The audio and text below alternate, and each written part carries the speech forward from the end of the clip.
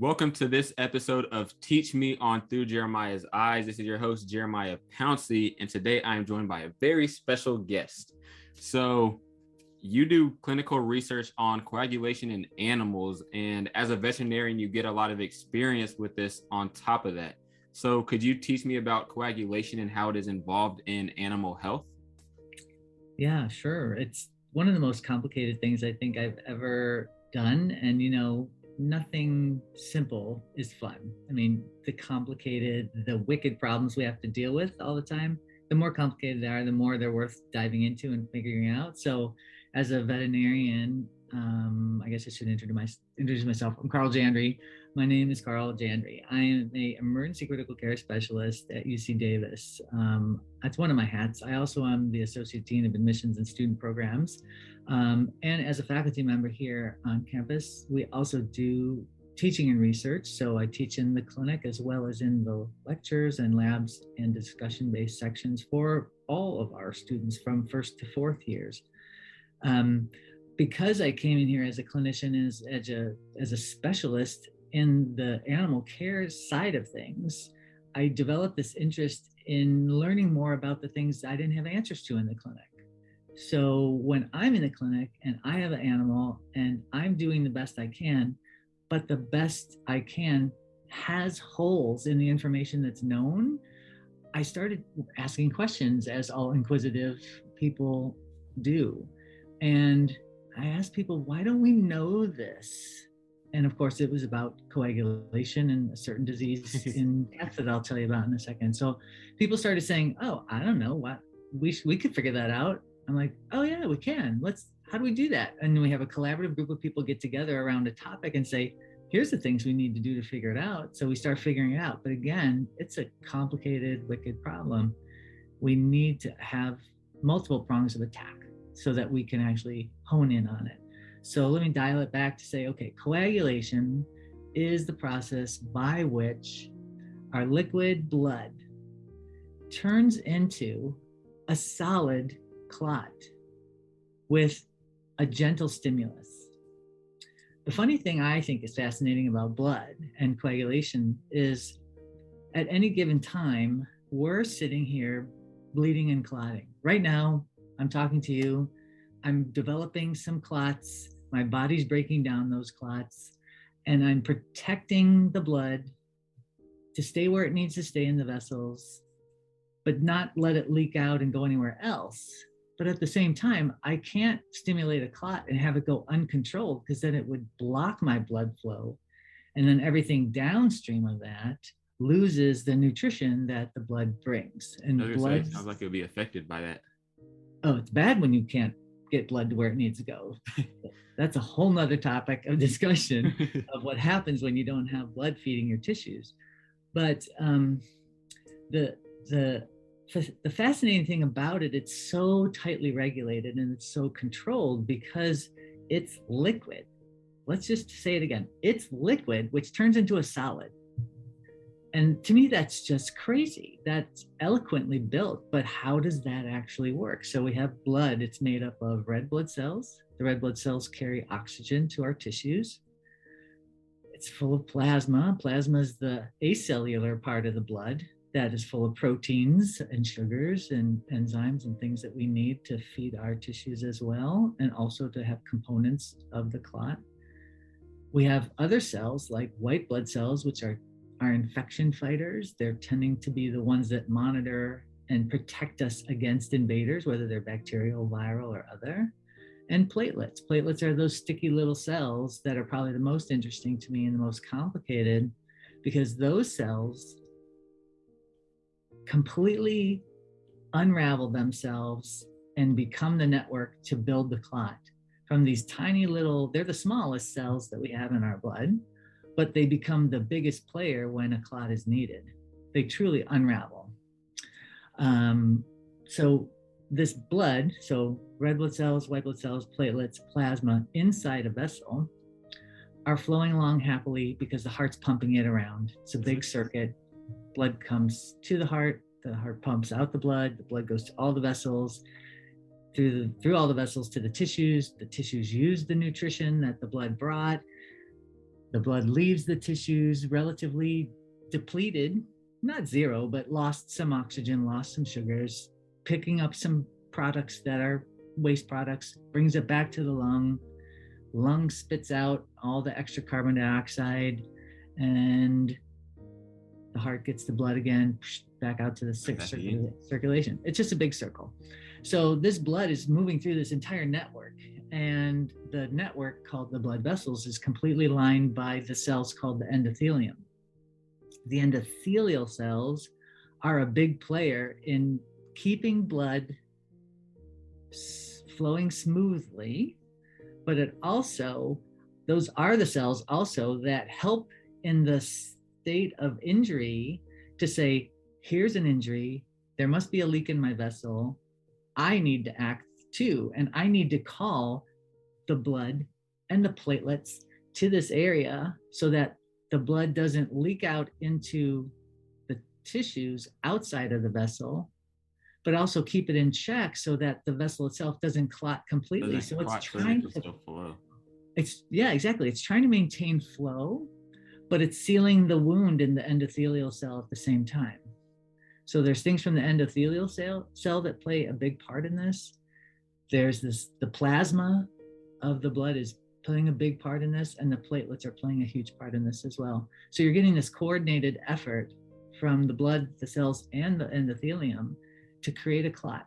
Again, it needs to seal the hole, but it can't clog the whole vessel because it will block flow to the rest of it. So it is, I think it's utterly fascinating. And that's why I got into this coagulation world, because I'm like, how does this work? It can't be so simple that it's like, there's a hole in your vessel, it stops the bleeding by building a clot. And then what happens to that clot? The clot has to go away at some point in time, right? Yeah. So there's a part of the process called fibrinolysis. So that's the breakdown of the clot. And the funny thing is, the body regulates this so amazingly well, is that the minute you begin to produce a clot, your body begins to break it down. It doesn't wait for the clot to be completely formed. It says, because you had to create a clot for the wound in your vessel, I know I have to break down the clot that I'm making. Otherwise, I'm going to plug that vessel, block everything, and block downstream flow. It's like a dam on the river. Yeah, you can block the river, but people in the villages downstream still need that water to live. So it's kind of an analogy of the river. So the clot's the dam. That was a really good analogy. Oh, a really good analogy. There's so many different analogies I can come up with. Like my favorite analogy is the cat and the platelet. So everyone knows cats are very mild and calm, and they like to sit in a sunbeam and sleep in a little circle, and they're all super quiet, super cute. That's what a platelet's like flowing through your bloodstream. It's quiescent, it's very circular, it doesn't bother anybody, nobody bothers it. It's just hanging out. But, you know, if a dog comes over to sniff that cat, and the cat doesn't like dogs, the cat freaks out, stands up, puffs up its tail, arches its back, hisses, growls, spits. Like, that cat doesn't want to be anywhere near that dog. That's what an activated platelet looks like. It came out of a quiescent state. When someone tipped it over by a stimulus, that platelet expands its surface area, it unravels its cell wall and creates a huge surface area for coagulation to begin to happen, because we get platelet interactions, we get platelet endothelial interactions, and then we find it be creating a meshwork, like a net, that is forming at the site of the injury. And in that net, the body starts to incorporate all these proteins to create a nice big clot. And the big protein condenses down to something called fibrin. So fibrin forms the meshwork in between all of these platelets that have created that net-like structure at the endothelial surface. And again, while it's forming the net, while it's building fibrin, the body's also creating things and sending out signals and chemicals that are going to be breaking down fibrin. Yeah. And that's very interesting that it's building something, but at the same time having to kind of reverse the process at the same time. Yeah. And platelets, inside platelets themselves, they have little chemicals and granules inside the cell that stimulate coagulation, and also the same cell has little chemicals inside that reduce the coagulation and break down fibrin. It's pretty cool. So I was drawn to this because I'm like, how does that work? How does that absolutely work? It's so complicated, and it blows my mind that it actually happens and that it was created that way.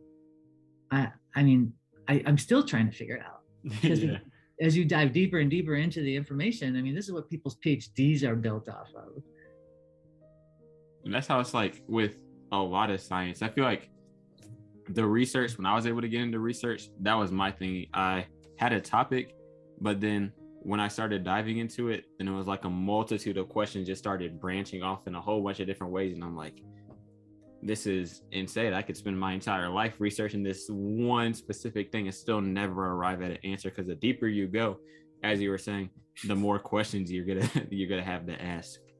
And I think that's true. And it's the nature of the people who go into professions like veterinary medicine and people who go into research for PhDs.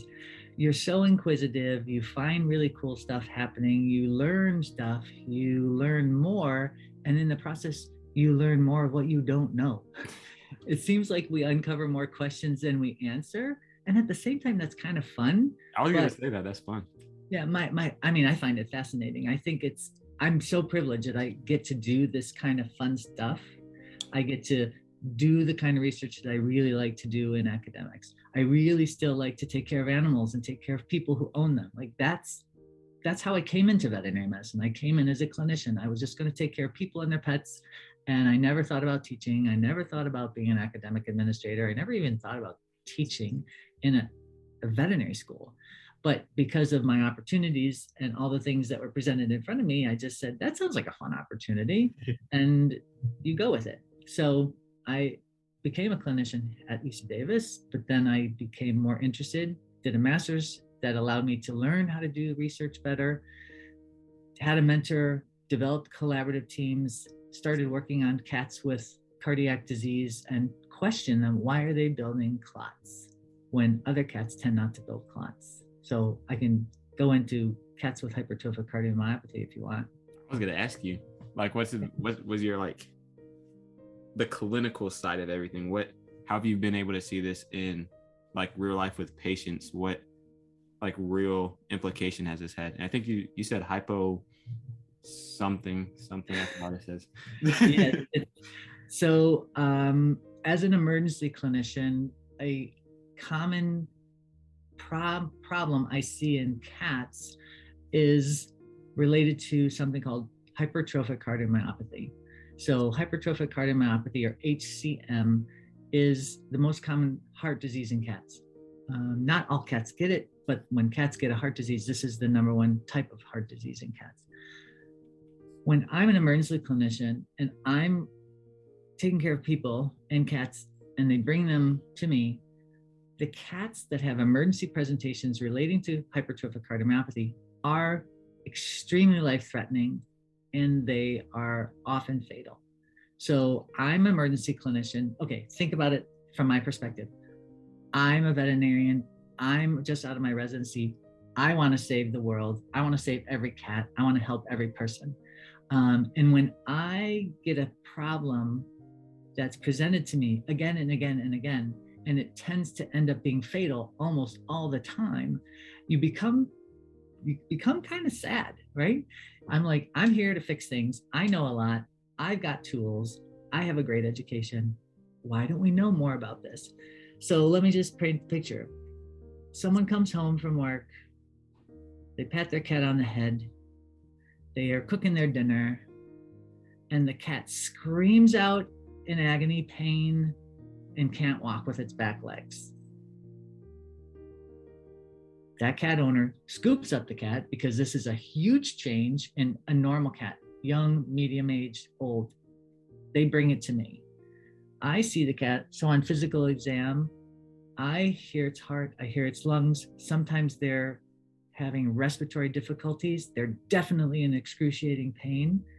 And I find that they have no blood flow to their back legs. There's no blood flow through the femoral arteries on my physical exam. If I see this constellation of things, relatively normal, healthy cat, no previous medical issues, acute, we're talking per acute, instantaneous, life-threatening agonal pain and inability to walk with the back legs, comes to my office, I find no blood flow through the femoral arteries. I may see them in respiratory distress. This is a very common constellation of problems that make me think that this cat has built a clot. That clot has dislodged from an area and it's stuck in the femoral artery or even in the distal aorta before it branches into both femoral arteries. And that obstructive clot starves both back legs of all the nourishment it needs. That is why these cats are excruciatingly painful, because it hurts when your nerves, muscles, and all your tissues aren't getting any nutrition. So I'm seeing instantaneously super life-threatening problems in this cat, and the client had absolutely no idea that this was brewing, because hypertrophic cardiomyopathy is often a very insidious disease. It's been happening and we don't actually see very many clinical signs. In my world, the most common presenting clinical sign for cardiac disease is this thrombus. So let me dial back a second. So a clot is the formation of the blood, the platelets, and the fibrin to create a ball to block the blood flow so it doesn't leak out of the vessel. A thrombus is what we call a clot that breaks off from that blood vessel and flies with the blood as a big, huge boulder, basically. And it flies through the bloodstream, goes to, it's going with blood. So blood flows down to smaller and smaller and smaller and smaller vessels. And then the farther it goes to the tissues. So sooner or later, this big boulder, the thrombus, is going to get stuck. And most commonly with cats with HCM, the clot is built in their left atrium. That's one of the chambers of the heart, a big cavernous space. So that thing chunks off, goes into the aorta, heads down the aorta, and gets stuck when it no longer can, the volume of the circumference of the vessel no longer can accommodate that thing. So this clot gets stuck. That's called a thrombus. So when that's not purposeful, correct? One more time. Is that purposeful? No, it's not purposeful. It's just how it works. Yeah. And the thrombus thing, I guess, in humans, that you may equate it to humans, the most common corollary you would think of what a human would get that's like a thrombus. People with atrial fibrillation can also develop clots when they have this heart dysrhythmia called atrial fibrillation. And that also can lead to clots. And those clots often get thrown through the carotid artery up into your head. And what that's called is a stroke. Well, if you get blood flow, if you lack blood flow to a region in your brain, that's usually a stroke or ischemic stroke. So that's the closest relationship that I think we have. But the vessel or the size of the clot in people is relatively small compared to the cats. The cats build these big clots and they fly down the aorta and they just get stuck. And when they get stuck, they have this clinical scenario of acute pain, acute pulselessness to their femoral arteries because no blood's getting through. Yeah. They can be in heart failure. They can have respiratory distress. And at the base of all this, they have a heart disease called HCM. HCM is a thickening of the heart wall, hypertrophic, so hypertrophy, thickening, hypertrophic cardiomyopathy, thickening of the heart muscle. So as the heart muscle thickens over time, the blood flow changes, the blood doesn't move smoothly through the heart as well. There's less space for the heart, or for the blood in the chambers of the heart, and the clotting is more likely to occur when they have thickening of their heart muscle. When it's subtle and mild, no big deal. Like I said, it's insidious, it's under the radar, no one knows about it. But when it gets bad, end stage, the cat may never have had signs of heart disease. And it just And happened. we see it in the emergency room when they throw this clot. So of course I feel somewhat helpless, and I'm educating the client. I'm saying, this is likely due to heart disease. Here's how we're going to do things to test it out.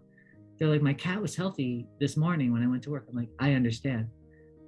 It looked healthy. It was healthy until the symptomatology of its disease showed up. Now that happened, in retrospect, I now think I know what disease your cat has. And here's the tests we need to take to prove it. Here's some x-rays, here's an ultrasound of the heart.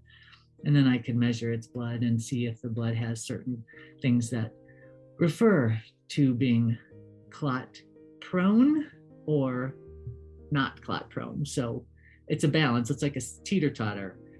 Your body is always in balance. You're always saying, I am clotting, I'm bleeding, I'm trying to keep it a straight teeter-totter.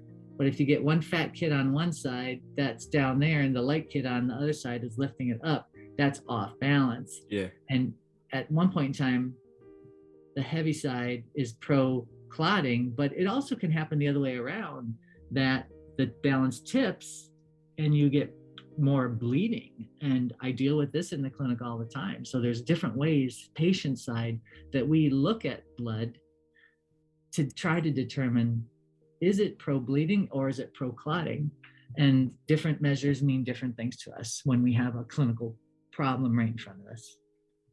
That's really cool and really interesting. I can see why it can go into a whole bunch of different questions and trying to figure out everything. What is the most interesting case do you think that you've had that you were like, oh, my knowledge on coagulation is helping me like be able to understand what's going on here?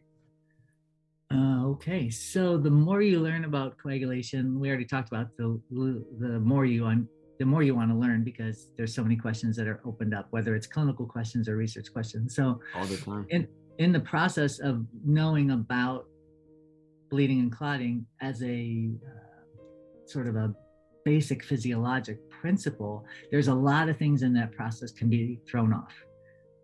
I mean, there's a lot of different things that cause you to clot, and there's a lot of different things that cause you to bleed. So some of them that I find the most fascinating all revolve around the platelets. I already told you I'm very fascinated by that cell, and that I'm very fascinated by the cell that's can be both pro-clotting. Platelets can be extra sticky and more prone to clot, but they can also be extra weak and more prone to bleed. Like if you have platelets that are differently abled, not able to activate, not able to turn into that big puffy arched cat with the poofy spiky hair. Like sometimes platelets can't actually activate to become the sticky meshwork to help build the clot at the area. Yeah. So one of the very rare diseases that I've met a patient, I've been doing veterinary medicine since 1992. This is my 30th year class reunion this fall. And I've seen one animal with this one disease once in my life. And I don't know if I'll ever see this dog again. But it's a disease where it's an inborn error of platelet dysfunction that does not allow the platelet to actually turn into a procoagulant cell. Therefore, coagulation doesn't occur normally. Sometimes it doesn't occur at all, because you have to have this balance. I said it was the endothelium, the plasma, and the platelets. You need many different things to go in. And if you don't have one or two of those three things, you're going to bleed. So because this platelet disease in this dog was inborn error. It's a genetic error so that the platelet does not actually develop a procoagulant surface. It's called Scott's syndrome, and it's in people, rare in people. It's rarer in dogs. And guess what? It's German Shepherds. It's known in a specific line of German Shepherds in mostly in and around the Northeast. Dr. Marjorie Brooks is a veterinary medicine specialist who's devoted her life to coagulation at Cornell University, and she's the world's expert on almost everything animal-related coagulation. She's kind of one of the most amazing people, and I read her journals and her publications. She's just amazing. And she published the first work on Scott syndrome. So when I had this dog come to me here in Davis, and I'm like, this is weird. And it all was pointing towards a dysfunction of platelets. I got on the email because we've collaborated for many years, and I always ask her questions because I think she's a good resource for me and my interest. So we talked about how to figure it out. So oddly enough, my dog here in California, German Shepherd dog, had Scott syndrome and was the first one outside of the known litter and genetics out there on the northeast. So it's interesting that it's the same disease that we've proven, but it's from a different line of German Shepherds. We think, like, we're trying to trace down their pedigrees, but we didn't really find any overlaps. So that makes it kind of weird. So when these dogs bleed, there's no way to fix them because their platelets don't work. They're born with platelets that don't work. So to fix it, you have to give them platelet transfusions. You actually have to give them a blood transfusion that is rich in platelets, because you're basically giving them platelets that work because their platelets don't work. So that's probably one of my most fascinating ones, probably because it's so rare, and because it's rare and it didn't match the profile of the published dogs with Scott syndrome. That made it even more weird. But the client is a great friend of mine now because we bonded over her dog. We've talked about it. We've published a paper on this, and I don't think I'll ever see another one in my life. But it was super interesting. But I needed to have all this other information about coagulation and hemostasis. Otherwise, I would not have been asking the questions and diving deeper, because this diagnosis is extremely complicated. I was gonna say it sounded complicated. That's really cool though. But also the way that you explained everything made me understand what was going on and actually conceptualize it. So that was great as well. I mean, I find it fascinating. And I mean, I think that's what happens when you're a problem solver. You're just like, this doesn't make sense. Someone somewhere at sometimes got to figure this out. But I might not see it. I might not find that patient. I might not be able to figure it out, but hopefully someone that I train might be smarter than me. They all are smarter than me. Let me say that again. Someone who I train who's always smarter than me will be smarter in the future and develop a better program to figure things out. And we only keep learning in medicine. The expansion of information that we need to know is amazing. Like it's impossible to know every single thing about everything in veterinary medicine. I mean, if I focus just on dogs and cats in the emergency room and in the ICU, I still don't know a lot of stuff. But then now I'm trying to say, okay, if I want to be an expert and know everything I can in one area, let's talk about platelets in cats with heart disease. I still don't feel like I know a lot, because I still think there's so much to learn and so much to explore. What I think our approach to veterinary medicine now is, I think we all kind of know things, not the depth, but we know quite a bit breadth on the things that cause clots in cats with heart disease. Right now, we're focusing a lot on what's the best way to prevent this life-threatening clot building and thrombus formation. You know, I talked about the thrombus being the thing that's thrown through the blood. So they have to talk about building the clot. Let's slow down clot building. Let's try to prevent clot building. And we got to prevent it, but we can't over prevent it, because guess what happens if we over prevent clotting? You bleed. Yeah. I don't want my therapy putting my patients at risk for bleeding while I'm trying to prevent them from clotting. So again, it's about restoring the balance. Yeah. So we think we know what we need to do. We have philosophical approaches, and we know we have some medications that might help in different areas. But you know, we have so many different approaches. We're still trying to figure that out.